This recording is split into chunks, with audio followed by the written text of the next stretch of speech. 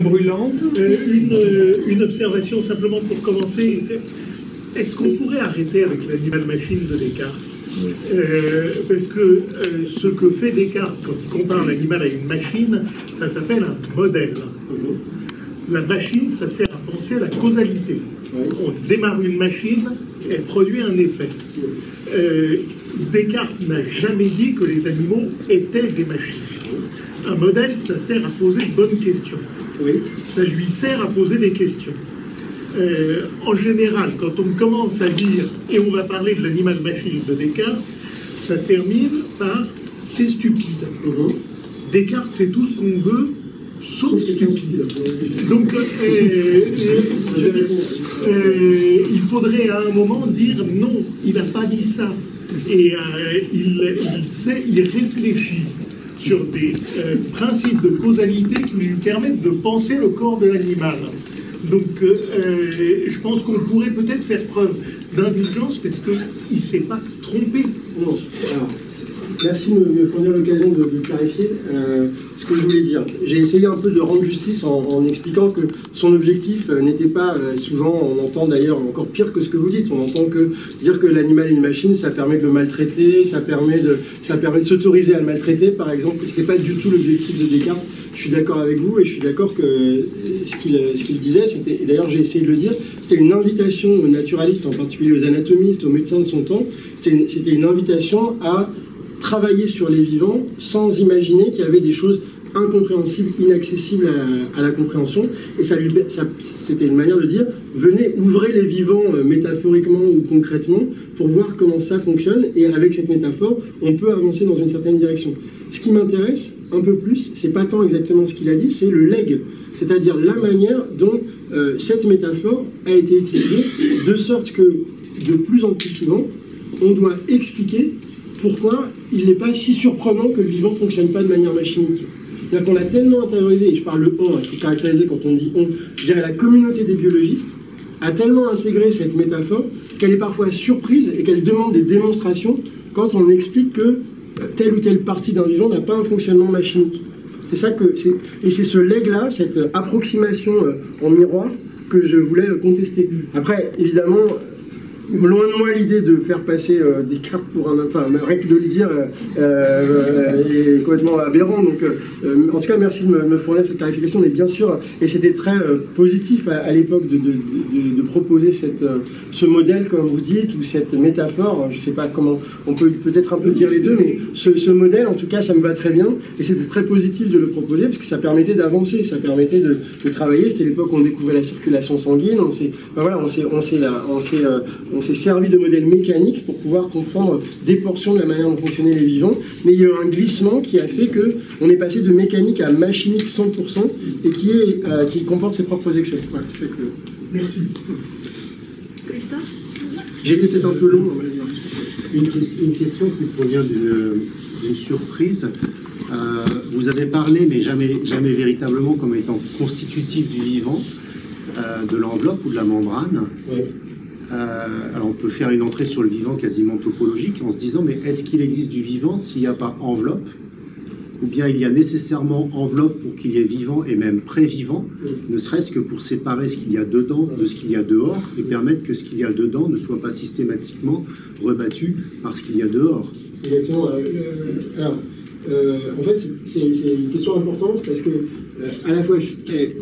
Comme on parle de délimiter dans les définitions, ça s'incarne presque physiquement dans la délimitation qu'est la membrane. C'est-à-dire qu'il y a même... Ou est-ce que c'est... Alors, je pense que c'est pas exactement la même chose, parce que vous avez des structures... Alors, le biologiste va raisonner à partir d'exemples ou de contre-exemples, mais ça permet de voir jusqu'où on peut aller. Il se trouve qu'il existe, y compris chez des vivants eucaryotes, donc qui ne sont pas des bactéries, il existe des phases transitoires de certains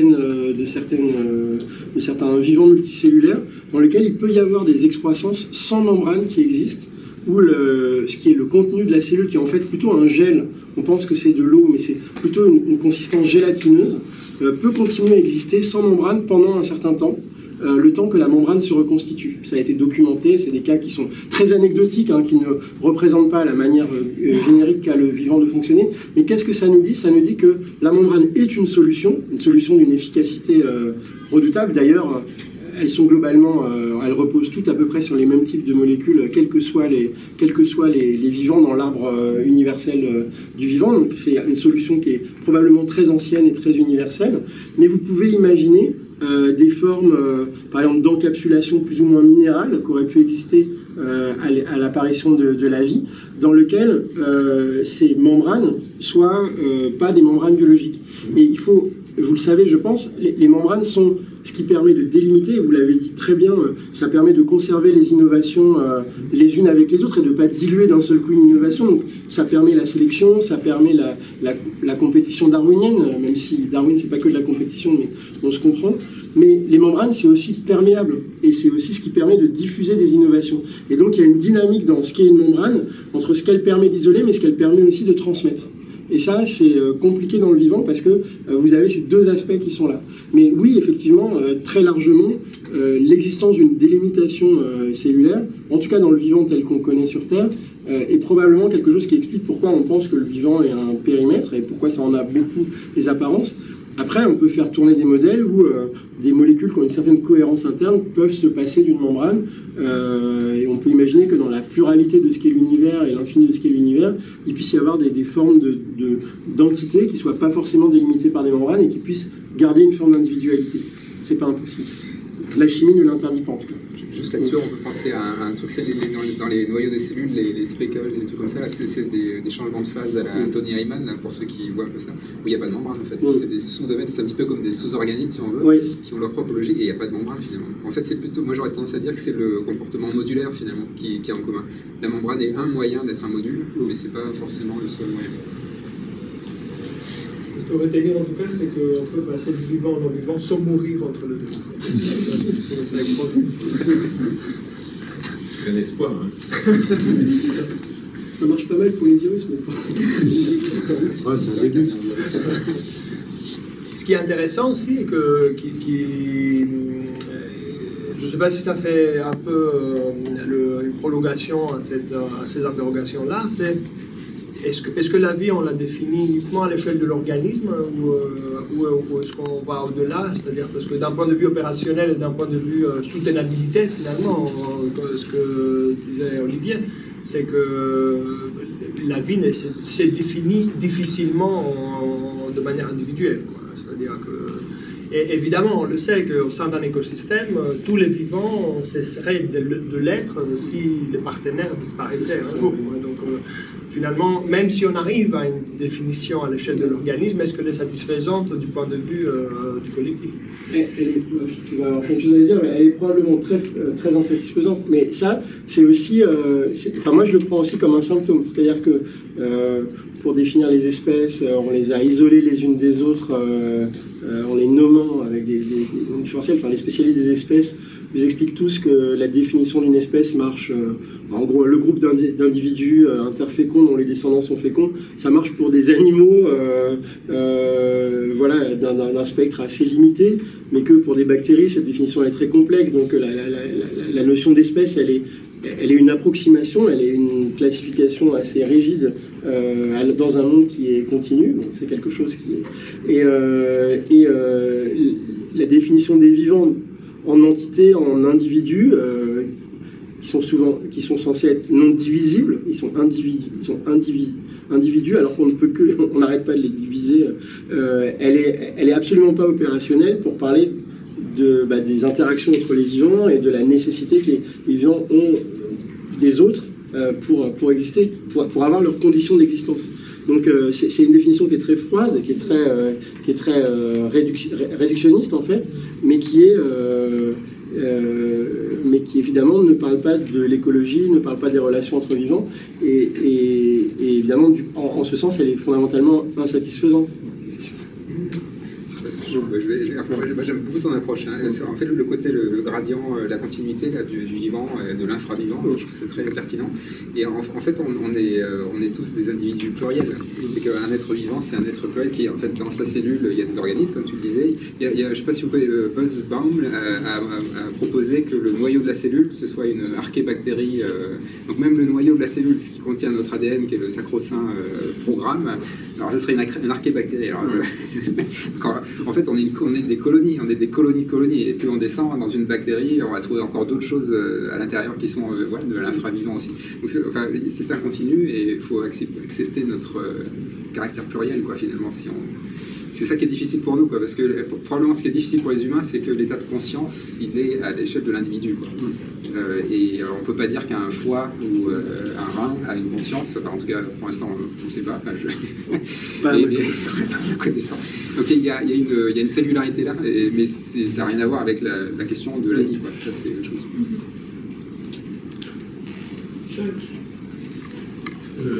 Oui, une petite remarque, d'abord un peu grossière, mais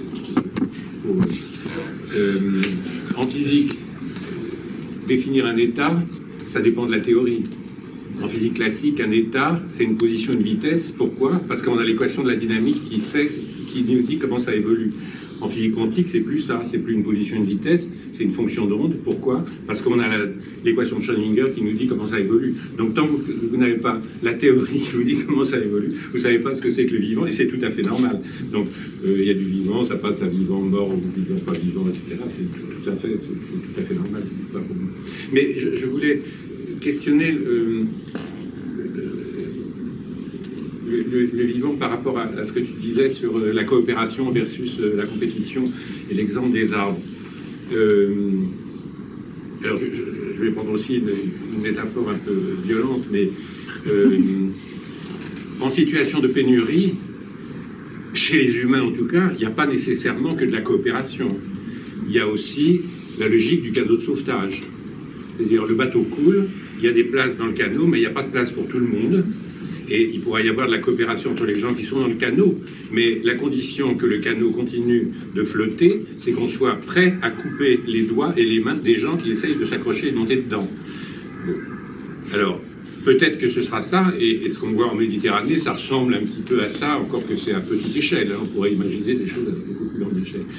Mais du coup, je me pose la question, est-ce que cette hétérogénéité, tu vois, il y a différentes échelles de coopération. Et est-ce que ces échelles-là, on ne les retrouve pas aussi dans ce que tu appelles le vivant, et qui a l'air en fait tout beau, tout gentil, mais je ne vois pas pourquoi il serait tout beau, tout gentil tout le temps. Tu vois ? Et alors, je vais insister sur la question de l'hétérogénéité, parce que d'après ce que tu as raconté, l'énergie sur laquelle il faut se baser, c'est l'énergie solaire. Mais l'énergie solaire, il y en a effectivement énormément.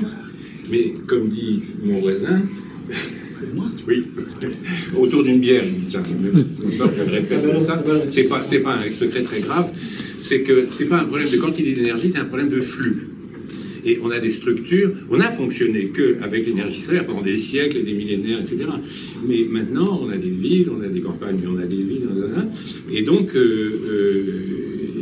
on a besoin de puissance, et pas seulement de quantité d'énergie. Et en plus de ça, si on veut se servir du solaire, pas seulement pour se bronzer avec une petite brise dans les cheveux, en disant que l'éolien c'est aussi un petit peu de solaire, eh ben, il faut des matériaux, et ces matériaux, c'est pas des matériaux biosourcés, pour faire fonctionner tout ça, c'est des matériaux qui sont des stocks et qui existent en quantité finie. Donc on peut discuter du recyclage, etc. Mais ce qui est important là-dedans, je crois, c'est de voir que les sociétés humaines fonctionnent à des échelles où la puissance appelée, la puissance consommée, ça varie sur des ordres de grandeur. La faucille et le marteau, c'est plus ça, c'est la moissonneuse-batteuse et le laminoir. Donc comment on gère ça? Ces hétérogénéités dans les sociétés humaines. C'est le premier point sur la compétition.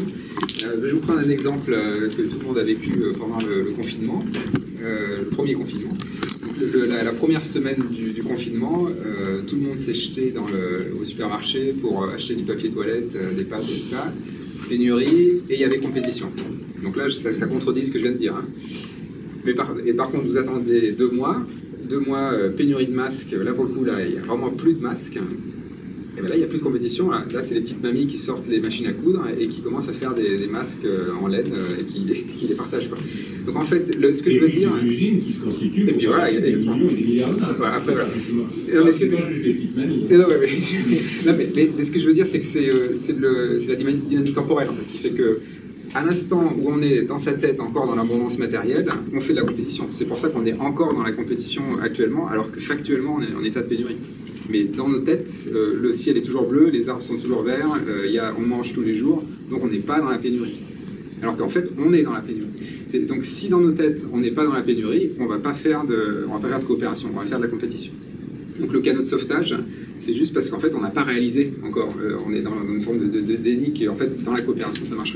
Il y a plein d'exemples comme ça. Hein. S'il y a un attentat là, qui se passe dans cette pièce, si je suis à 1 mètre de la personne qui est blessée, je vais aller aider cette personne. Si je suis à 2 mètres de cette personne, je vais fuir. Et ça, c'est une réponse réflexe. C'est-à-dire que c'est même pas mon cerveau qui le dit. Et en fait, ça veut dire qu'il y a des seuils comme ça. Il y a des moments où on coopère, et il y a des moments où on sauve sa pomme, quoi. Et ça, c'est pour le côté, mais c'est un choc temporel, quoi. Donc, sur la durée longue, c'est vraiment ça qui se passe. Sur la durée longue, c'est coopération quand il y a pénurie et compétition quand il y a abondance. Et le deuxième point, oui, c'était sur la puissance. En fait, alors moi j'aurais tendance à dire qu'on a besoin de beaucoup de puissance parce qu'on a développé des technologies de façon très paresseuse. Par exemple, pour faire de la céramique, on doit mettre des fours à 800 degrés, à 1000 degrés, enfin, c'est extrêmement laborieux. Les coquillages, ils font de la céramique à température ambiante et à pression modérée. C'est juste qu'en fait, on est un peu des bourrins, si je puis le dire comme ça, de façon un peu grossière et brutale.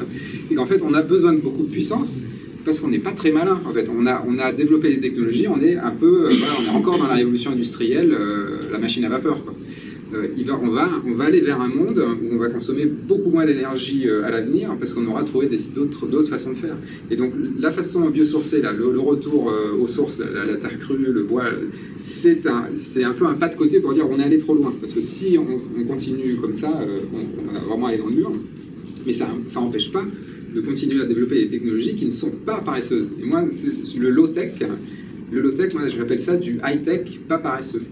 C'est que le low-tech, c'est n'importe quelle technologie, mais qui fait attention à ne pas avoir d'impact, et donc qui va du coup faire baisser la puissance nécessaire. Et donc, à mon avis, mais là, je sais pas pour négliger la quantité de turbulences qu'il y aura dans le siècle à venir, mais dans 2 siècles peut-être, comme ça je me sors du court terme, on aura trouvé des solutions pour être comme un coquillage, quoi, pour faire de la céramique à température ambiante. Et là, on n'aura plus besoin de puissance, le flux solaire sera largement suffisant, comme le font les coquillages. Le thermodynamicien je voudrais rebondir sur ce que tu disais, puisque tu as abordé la question des flux. Tu viens de parler des puissances, en disant qu'on utilise des grandes puissances parce qu'on est des bourrins.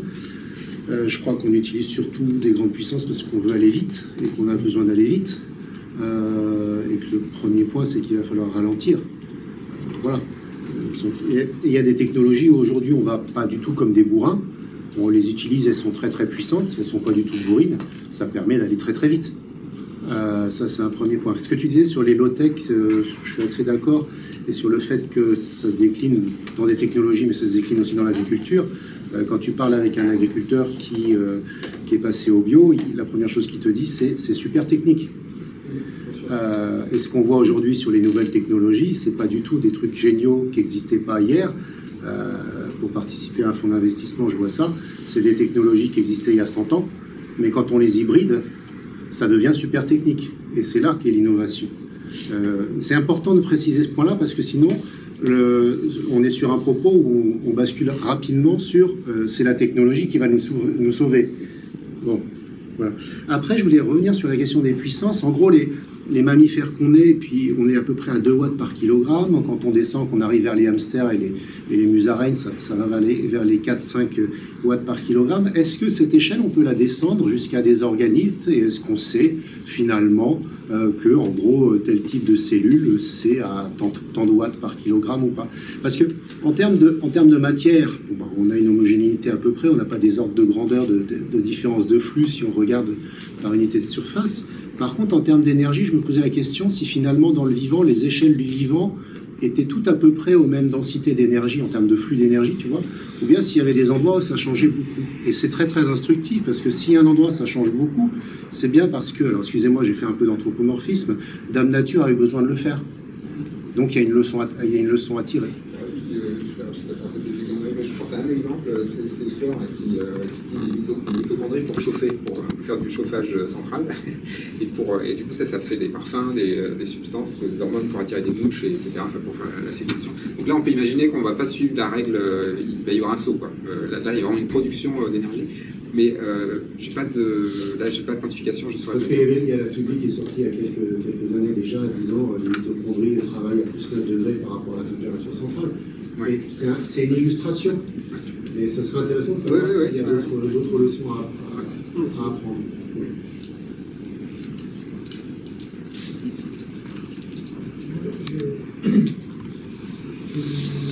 J'ai une interrogation par rapport à... Ça revient à ce que je disais tout à l'heure, mais d'une façon différente. C'est-à-dire, à un moment, vous dites qu'on n'a pas, effectivement, pas assez de matériaux pour être sauvé par la technique. Alors qu'ici même, il y a des gens qui imaginent que, par exemple, avec le nucléaire, tout ça, c'est la solution, tout ça. Bon, je ne vais pas rentrer là-dedans, mais déjà, dans les institutions qui nous prévoient des zéro carbone à 2030, 2050, alors qu'il n'y a pas assez de matériaux pour le faire avec ce qu'on connaît techniquement, les véhicules électriques, tout ça. Donc, je ne comprends pas comment vous dites qu'il ne faut pas passer par la décroissance. Parce qu'il y a les matériaux minéraux, tout ça, les métaux, tout ça, ben, techniquement, il n'y en a pas assez pour continuer dans la croissance d'utilisation de ces matériaux-là. Donc il faut arrêter ça. Quoi.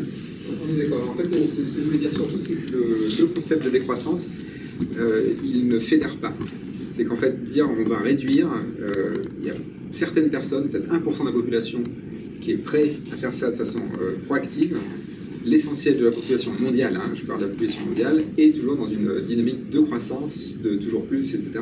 Donc il n'y a pas l'idée de décroissance, de réduire son confort, parce que c'est pris comme une réduction de confort, ne marche pas. Après, qu'il y ait factuellement de la décroissance dans le monde, ça c'est sûr que, mais elle est imposée. C'est pas une décision. On se dit pas, on se lève demain en disant je vais être décroissant. Non, c'est demain je vais baisser mon chauffage parce qu'il y a le conflit Russie-Ukraine et je me l'impose. Mais c'est pas un choix quoi. C'est un choix, mais c'est un. Donc mais alors là où je rejoins ce que vous dites, c'est que mon histoire de robustesse, c'est une façon positive de faire de la décroissance. Je ne le dis pas. Je ne dis pas que c'est de la décroissance, mais évidemment que c'est de la décroissance. La décroissance, le slogan de la décroissance, c'est moins de biens, plus de liens. Là, moi, ce que je vous dis, c'est que la robustesse, on fait que de la robustesse si on augmente les interactions et on baisse les extractions. C'est la même chose, c'est moins de biens, plus de liens. Sauf que la décroissance, encore une fois, personne n'en veut. Personne n'en veut. La robustesse, pour en parler à des acteurs socio-économiques qui commencent à voir les fluctuations forte. Je pense qu'il y a 2-3 ans, ce discours-là de la robustesse, les fluctuations, là, ça ne marchait pas. Même le début du Covid, les entreprises disaient oui, c'est juste une crise passagère. Là maintenant, les entreprises ont bien compris qu'il y aura une fluctuation, il y aura une crise d'autre chose après celle-là, qu'elle sera pire que la précédente, et ça ne va qu'empirer, que les crises vont être de plus en plus importantes. Donc ça, c'est bien ancré. Et à mon avis, il n'y a que le gouvernement qui n'a pas encore compris le basculement dans lequel on est. Mais les entreprises ont compris. Donc moi, quand j'y vais avec mon idée de robustesse, là, ça passe. Parce que c'est du bon sens paysan. C'est juste du bon sens paysan. Ça fluctue, il faut être robuste. Et du coup, on écarte la décroissance. C'est-à-dire que je ne fais plus mon modèle économique pour entrer dans un monde décroissant. Parce que de toute façon, le monde est en décroissance. Je fais un modèle économique qui est capable de gérer les fluctuations. Enfin, je ne vais pas vous refaire mon topo, mais du coup, c'est de la robustesse. Mais en fait, ça s'aligne. La robustesse, c'est le modèle économique qui s'aligne avec un monde décroissant. Donc en fait, c'est inverser la contrainte d'entrée et la contrainte de sortie. Et finalement, c'est aligné. sais pas si je suis très clair. Quand tu dis que les entreprises, le gouvernement n'a pas compris et d'autres acteurs ont compris, en même temps, ils jouent toujours avec les mêmes règles. Quoi. Il n'y a pas de changement de posture ou de changement profond. C'est simplement qu'on adapte certains processus ou on essaye de faire un peu différemment, mais il n'y a pas de changement radical. Il y a quand même, moi je suis quand même un peu éberlué, on va dire, par je suis un peu déçu, disons, par le monde politique, quoi. J'aurais tendance à dire que les entreprises essayent de garder leurs gains, etc., qu'elles sont un peu à la ramasse et que les lois essaient de les forcer à faire des choses bien. En fait, c'est plutôt l'inverse qui se passe. La loi est derrière les entreprises. C'est ça c'est un monde incroyable. C'est-à-dire que, par exemple, je vous prends un exemple tout simple, hein, la loi, le dogme de la concurrence libre et non faussée, qui est un peu un pilier de la Commission européenne. Les entreprises actuellement, là, elles sont en pénurie. Elles n'arrivent pas à avoir les matières premières. Il y a des entreprises du BTP, là, qui achètent des matériaux, un stock de matériaux, sans savoir le prix qu'ils vont acheter. Donc on en est à un stade d'absurdité économique quand même assez incroyable, c'est qu'ils achètent des stocks, ils ne savent pas à quel prix ils vont l'acheter. Qu'est-ce qu'ils font? Vu qu'ils sont en pénurie, eh ben, évidemment qu'ils vont voir leurs concurrents et qu'ils essaient de s'organiser pour pouvoir maintenir en activité les uns les autres. Donc la concurrence libre et non faussée, aujourd'hui, elle n'existe plus. Il n'y a que la Commission européenne qui pense qu'il y a encore de la concurrence libre et non faussée. Elle est évidemment, elle est peut-être libre, mais elle est faussée. Ça, c'est sûr. Donc, en fait, bon, en fait, je ne veux pas faire du politique bashing, parce qu'il y a aussi des gens très bien, et des gens qui pensent bien, etc. Mais c'est ce que je dis souvent, il ne faut pas attendre que la loi nous fasse changer. Je ne dis pas qu'il faut être hors la loi, je dis qu'il faut être devant la loi. C'est qu'en fait, c'est par la preuve de principe. Si on fait une preuve de principe d'un projet, quel qu'il soit, hein, ça peut être un projet scientifique, ça peut être un projet citoyen, ce que vous voulez, qui fait ses preuves, parce qu'il est robuste, parce qu'il est autonome, parce qu'il est local, circuit court, etc., cette preuve de principe, elle va faire loi, elle va contrer la loi. L'exemple typique, c'est les régies municipales agricoles. Donc ça, c'est l'exemple de Monsanto. Le régime municipal agricole, ça veut dire que vous faites des aliments sur votre territoire et que c'est pour vos écoles. Donc ça veut dire que les enfants participent à la récolte, etc. Donc c'est hyper vertueux. Par contre, d'un point de vue sanitaire, c'est un cauchemar. Mettre les enfants dans la production alimentaire, vous imaginez le truc, quoi. D'un point de vue sanitaire, c'est compliqué. Donc quand ils ont commencé à le faire, Monsanto, ils ne l'ont pas dit. Ils ne l'ont pas dit à l'État. Sauf que quelques années plus tard, ça a marché. Ils ont été voir la réglementation et l'État a validé la régie municipale agricole. Et aujourd'hui, Monsanto, c'est le village qui forme toutes les municipalités de France au régime municipal agricole. Donc ils ont été des pionniers, ils ont fait la preuve de principe et ils ont en fait changé la loi. Enfin, ils sont en train de changer la loi. Donc c'est plutôt dans ce sens-là. C'est qu'en fait, pour moi, il y a un distinguo. En fait, on revient au territoire. C'est-à-dire qu'en fait, c'est là que ça se passe, c'est au niveau du territoire. Et on peut finalement... l'idée de la robustesse, c'est aussi un petit peu de se sortir de la contrainte étatique, quoi. Alors, vous allez trouver mon discours très anarchiste, mais c'est ça quand même. J'ai été un peu gêné par votre discours, parce que vous présentez la nature comme quelque chose de bon, qui semble être, à mon sens, la nature, elle n'est ni bonne ni mauvaise, elle est, et point à la ligne. Et s'en inspirer, pourquoi pas, mais je pense qu'on peut aussi ne pas s'en inspirer. D'ailleurs, notre espèce, en fait, s'inspire beaucoup plus, est beaucoup plus autocohérente avec elle-même que de l'inspiration, que de prendre dans la nature. Donc ça, c'est le premier discours. Il y a autre chose qui m'a dérangé, c'est que vous ne parlez jamais d'organisation sociale. En fait, par exemple, si je rebondis sur vos derniers propos, vous parlez des régies dans les cantines, etc. C'est vrai. À l'échelle de l'Île-de-France, je ne vois pas comment c'est faisable. En fait, on ne peut pas, on n'a pas d'agriculture en Île-de-France, ou très peu, il n'y a pas d'élevage, ou très peu. Je veux dire, il faut partir d'une réalité de terrain. La réalité de terrain, c'est que nous sommes dans des mégapoles de 10-12 millions d'habitants, et c'est peut-être regrettable, mais c'est un fait, en fait, hein, et il faut le gérer. Et je vois mal comment, aujourd'hui, on pourrait promouvoir, par exemple, la décroissance, promouvoir des petits circuits courts, etc. Ça veut dire que des villes comme la ville de Paris crèveraient, pour dire les choses très simplement. Donc j'ai tendance à penser que c'est une vision qui n'est même pas théorique, qui est une forme de prosélytisme pour atteindre autre chose. Ce que vous nous avez présenté est que tout ça, en fait, ça ne nie pas le fait qu'il y ait des problèmes et qu'on puise dans les stocks, et que ces stocks sont limités. Je ne suis pas en train de le nier, si ce n'est que, par exemple, vous nous parlez de la voiture électrique, c'est vrai que ça sera impossible, étant donné le parc de voitures-là, de tout convertir en voiture électrique.